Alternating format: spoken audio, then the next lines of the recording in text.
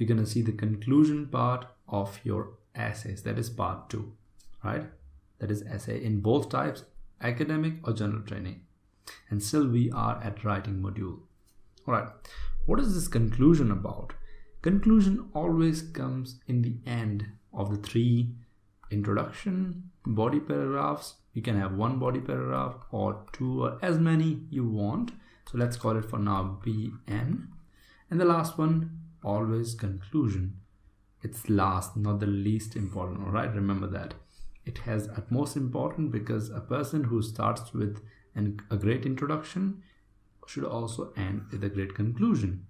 It's a thing that like consistency is shown over there, and your whole essay is concluded, or the gist of the essay is being shown here.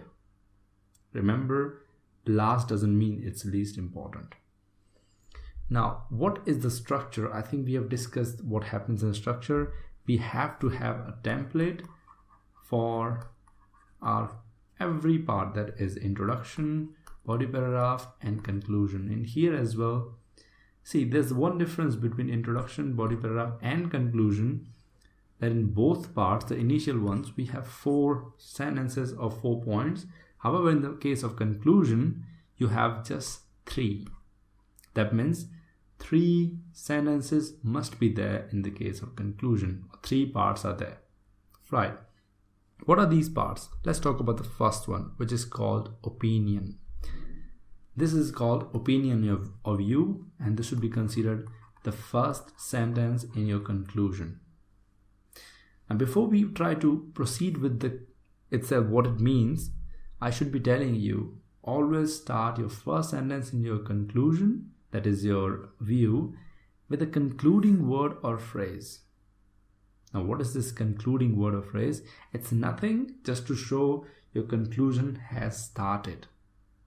Okay, this is a way to indicate that it's not a body paragraph or an introduction. In fact, it is a conclusion. All right, now look, it can be used like, it can be concluded that, or we have another option for that. All in all, it can be said that, maybe another one, at the end of the picture, see, after this comes the whole sentence. Same way here, after this comes the whole sentence. We have to finish, but before we start with whole sentence or the opinion, we should start with this particular phrase. Okay, good.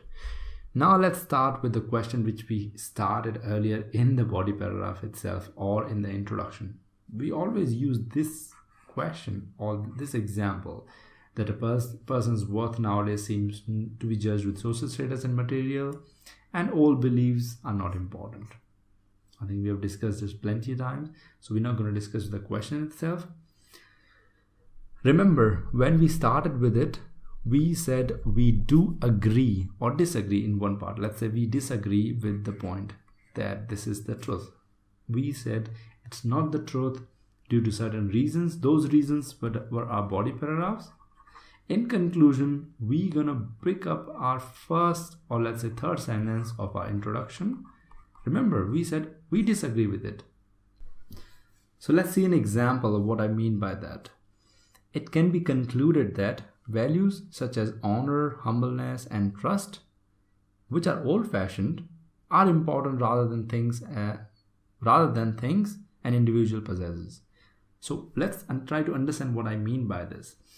In our introduction, we agreed to something. That means this one we agreed with, right?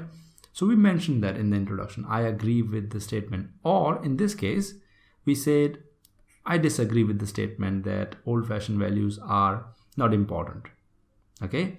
That means I disagreed when we were discussing the case of introduction. If you have not seen the video, please go back and watch it. In our body paragraphs, we have described why do we disagree? Our point, reason 1, reason 2. So particular reason, individual reason equal to one body paragraph. In the case of conclusion, our first sentence would be the same which we used in introduction to disagree. So I said, I don't agree with the statement, I disagree. Hence, our conclusion should be the same. Because we proved it, right? This is the conclusion. Yeah, we proved it using the body paragraphs. It can be concluded that values such as all this means that I am restating my agreement or disagreement. Okay, that's why I called it opinion. Your opinion is mentioned again. It doesn't matter what question type it is, if it is advantage or disadvantage, what side do you agree? If it is any of the 5 question type which you see later, you have to mention it again, which you mentioned in the introduction. Okay, good. Second one is reason or details. So reasons and details do come in the second one. So we have discussed the opinions here, and then we discuss why do we agree in. Now look, these are the paragraphs in short. The body paragraphs which we have written in length, explaining this part, that why do we agree with the statement or why do we disagree. There is reason 1, whole body paragraph. Reason 2, with example of course, whole body paragraph. In the case of second sentence of your conclusion, you concise it in the form of a single word. For an example, here we call it because of media, we believe in that social media is important. However, that's not true. TV or movies try to show us that social media is important, but it is not true. Same way, we have another reason. So we'll try to find out 1 word or 2 words to explain the body paragraphs. So your statement, which we have already started with, the first sentence is this one. Now second sentence is here. Let's just take some space, and here is the second statement. The reasons for the same are the influence from the media, people's misunderstanding of the concept, and assumptions made by individuals. See, these points, influence from the media or of the media, people's and misunderstanding of the concept, that is the second reason. Hence we must have a body paragraph 1 for this, body paragraph 2 for this, and body paragraph 3 for this. I know you must be thinking, we never thought of essays or even the conclusions like this in detail when everything is connected to the next thing which we are writing.